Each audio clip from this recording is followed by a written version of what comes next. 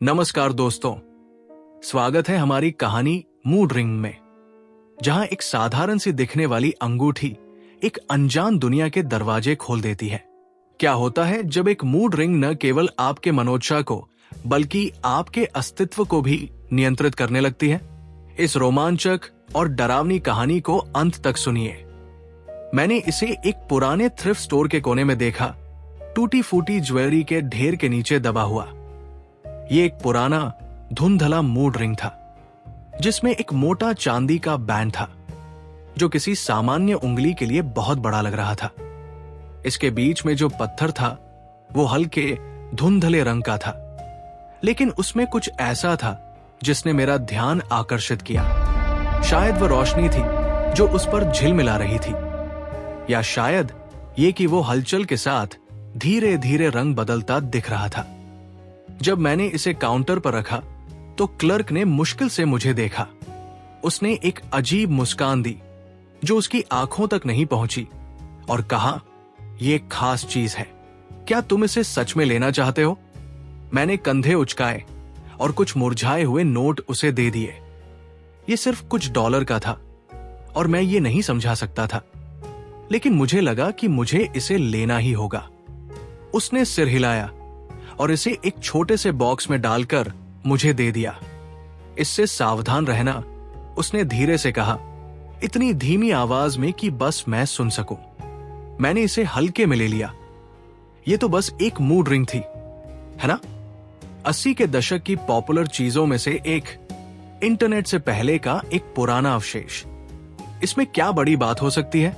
उस रात जब मैं अपने धुंधले कमरे में बैठा था तो मैंने इसे पहनने का फैसला किया। रिंग मेरी त्वचा पर ठंडी महसूस हो रही थी जब मैंने इसे अपनी उंगली में डाला। तुरंत ही यह रंग बदलने लगी, धीरे धीरे ग्रे से नीला, फिर हरा और फिर लाल। मैंने देखा, मंत्रमुग्ध होकर, जैसे ये रंग मेरे मूड का अजीब तरह से प्रतिरूप थे। मैं ये नहीं समझ पाया कि ये किसी और मूड रिंग से क्यों अलग थी। ये रिंग जैसे कुछ जिंदा सा महसूस हो रहा था, लेकिन जैसे ही रंग बदलते गए मैंने कुछ अजीब महसूस किया। लाल सिर्फ गुस्से का संकेत नहीं था जैसा मैंने सोचा था। ये एक चेतावनी थी, एक गहरी आदिम चेतावनी, जिसने मेरा दिल तेजी से धड़कने और हथेलियों को पसीने से भिगो दिया। रिंग कुछ ऐसा महसूस कर रही थी जिसे मैं देख नहीं सकता था। अगले दिन मैंने फिर से रिंग पहना। इस बार ये गहरे बैंगनी रंग में बदल गई।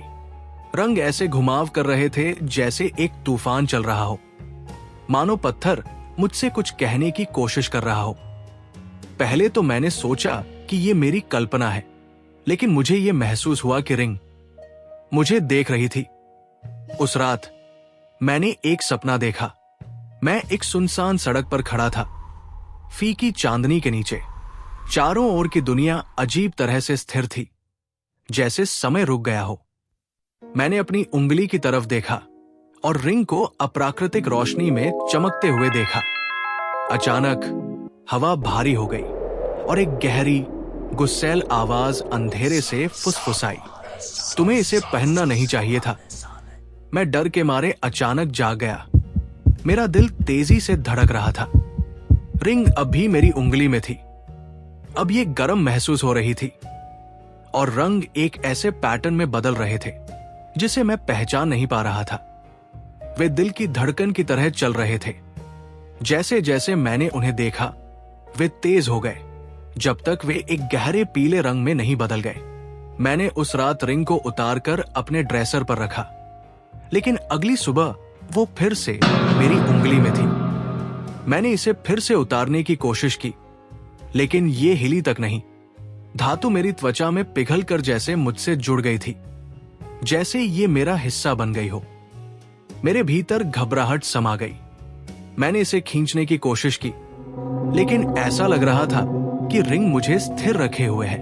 रंग फिर से बदलने लगे और इस बार ये गहरे काले रंग में बदल गए। मेरी रीढ़ में एक ठंडक दौड़ गई। मैंने कुछ सुना, जैसे नाखून फर्श पर रगड़ रहे हों। वो आवाज मेरे दिमाग में गूंज रही थी। मैंने अपने कमरे में देखा, लेकिन वहां कुछ भी नहीं था।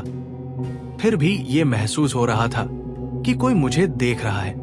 और फिर मैंने उसे देखा, एक आकृति जो मेरे दरवाजे के किनारे खड़ी थी। इसका रूप अस्पष्ट, धुंधला था, जैसे कोई साया जो कहीं से आया नहीं था, लेकिन मैं उसकी ठंडी और भूखी नजर महसूस कर सकता था।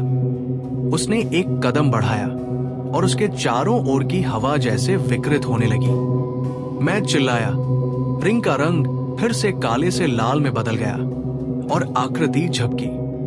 लेकिन जैसे ही वो मुझ तक पहुंचने वाली थी, मैंने अपनी छाती में एक तेज दर्द महसूस किया, जैसे रिंग ने मुझ में समाकर मेरी आत्मा को खींच लिया हो।